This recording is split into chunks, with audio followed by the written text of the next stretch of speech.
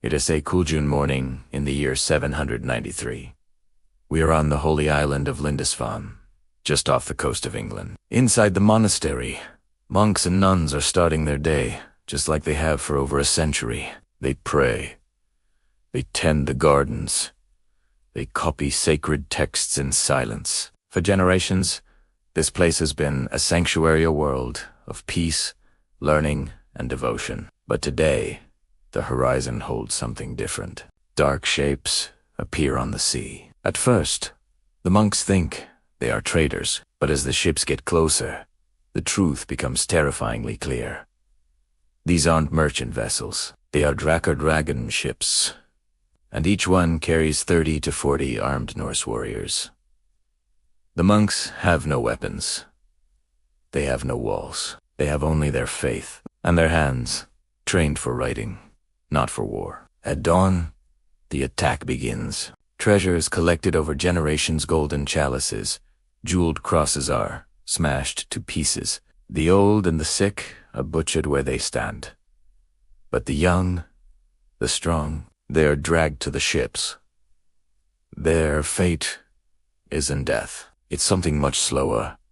Slavery in a land they have never seen. Today, we are going to dive into the reality behind the Viking raids. We're not talking about the glorified battles you see on TV. We're talking about what happened to the captives, especially the nuns. How the Norse slave trade actually worked, and how this single morning shaped the Christian world's nightmares for the next 1,000 years. To understand the horror, we first have to understand the raiders. Why did they do it? Between 790 and 1066, the Viking age Scandinavia exploded outward. They went everywhere. Russia, the Mediterranean, even North America. Their motives were complex overpopulation, political rivalries at home, but at the heart of it was simple: profit and glory. Raiding wasn't just tolerated in Norse society, it was honored. A successful raid could make you rich and legendary, and monasteries. They were the perfect targets. Reason number one, they were incredibly rich. Gold, silver, jewels to the Vikings. These weren't sacred relics. They were just raw materials to be melted down or traded.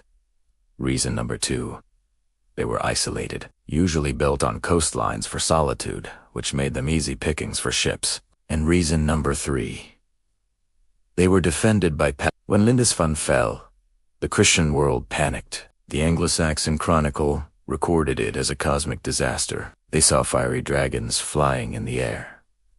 Alcuin of York wrote, "Is this the beginning of divine punishment?" To them, it wasn't just a robbery. It was the end of the world. But for the captives, the nightmare was just starting. The Vikings didn't kill everyone. Why? Because slavery was too profitable. In Viking society, freedom wasn't for everyone. They had three classes: Jarls the elite, Carls the free farmers, Thralls, the slaves.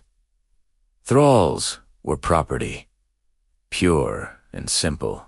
They could be bought, sold, or inherited like cattle. Imagine being a nun. One day, you live a life of order and prayer. The next, you are dragged onto a longship, stripped of your clothes, your status, and your name. Your vow of poverty, meaningless.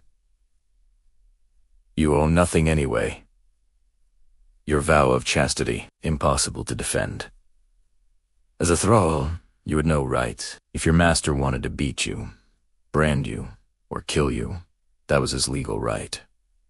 Female captives faced a specific kind of hell. They worked long hours, grinding grain and tending livestock, but they were also often used as concubines. Norse law codes, like the GRGs of Iceland, show us how normalized this was. If a master had a child with a slave woman, he could choose to recognize it or ignore it. The woman had no say. For a nun who had pledged her body to God, this was the ultimate desecration. Her body was no longer a temple, it was currency. But history isn't just about suffering. It's also about survival. Archaeological evidence from Iceland tells a surprising story. DNA studies show that a huge percentage of Iceland's female ancestors came from the British Isles. This means many of those captured women didn't just die in chains. They became part of Norse society. Some became wives. Their children were born free.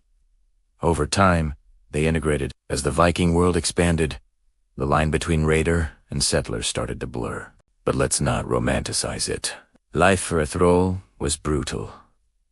On farms, they worked from dawn till dusk. They were the engine of the Norse economy. For the nuns among them, the psychological toll must have been crushing. Imagine having hands trained to copy scripture now blistered from scrubbing hides. A voice used for hymns, now silenced by commands in a language you don't understand. And yet, some resist it, not with swords, but with influence. Christian captives became accidental missionaries. As they worked in Norse households, raising the children of their masters, they introduced small things, a cross carved into a piece of wood there. Archaeologists have found Christian symbols buried in Viking graves long before Scandinavia officially converted. Simple crosses made of amber or bone, hidden alongside Thor's hammers. It is very likely that these enslaved women former nuns played a quiet but massive role in softening the Viking world. Their whispered prayers became seeds planted in hostile soil, but integration wasn't always kind. Even if you were freed, the stain of slavery followed you for generations, and many never made it that far. We have found Viking graves where slaves were sacrificed to serve their masters in the afterlife. The Arab writer Ibn Fadlun witnessed a Viking funeral in 921, where a slave girl was drugged and ritually killed to accompany her master. It confirms what we feared. In Norse culture, a slave's life was expendable, even in death. Back in England, the attacks changed everything. The prayer from the fury of the Northmen, "Deliver us, O Lord," wasn't just a saying. It was a desperate plea. Monasteries built towers. Kings built navies. The Vikings accidentally forced Christian Europe to become stronger, more united, and more defensive. And slowly, the Vikings themselves changed. By the 11th century, the raiding stopped. They became traders, pilgrims, and eventually, Christians. Kings like Harold Bluetooth embraced the faith of the very people their ancestors had attacked. But what about the victims? Most of them are nameless. They died in foreign lands, buried without rites, but their legacy survived. The story of the nuns and monks taken by the Vikings isn't just a tragedy. It's a universal story of human resilience. It reminds us that civilization is fragile, that even in the most sacred places, violence can break in.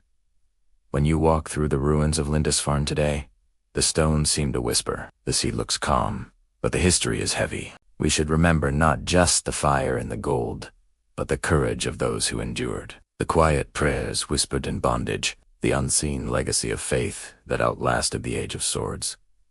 Even in captivity, they carried something the raiders couldn't steal.